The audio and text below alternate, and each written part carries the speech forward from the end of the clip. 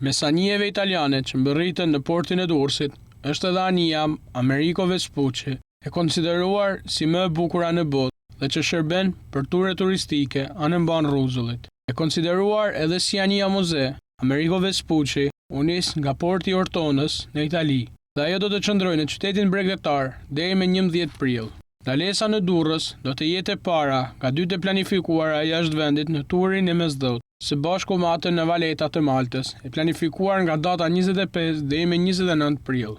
Nisma e turit botëror të anijës Amerigo Vespucci dhe turit mesdhetar lindin nga ideja e ministrit të mbrojtjes, Guido Grosseto, mbështetet nga Ministria e Mbrojtjes dhe 12 ministrit e tjera, me qëllim për të rrëfyer dhe për të ndarë përvojën ndërkombëtare të turit botëror, i cili për 20 muaj ka quar në 30 vendet të botës kulturën, historinë, inovacionin, gastronomin, shkencën, kërkimin shkencor, teknologjinë dhe industrinë që e bën Italinë një vend të vlerësuar në të gjithë botën.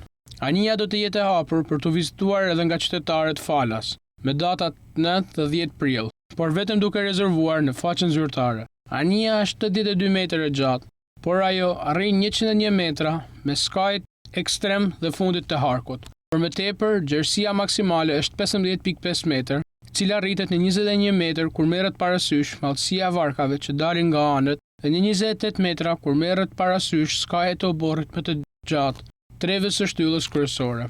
Anija përmban 3 shtylla vertikale, secila me 5 pars dhe një sipërfaqe totale prej rreth 2635 metër katror, e përbërë nga 24 vela. Velat manovrohen nga kaplo me diametre të ndryshëm që arrin në një gjatësi prej 36 km.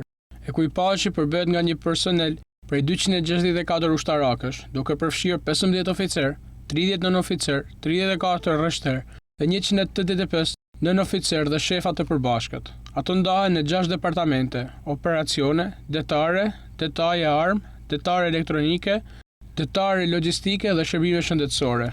Fushata e instruksionit shep pjesëmarrjen e rreth 400 individëve, duke përfshirë 100 kadet në vit dhe staf mbështetës nga Akademia Detare. Anija ndërmori një tur turistik botëror që nga viti 2023 dhe e mbylli këtë vit, me vizitën në më shumë se 30 porte në 27 vende.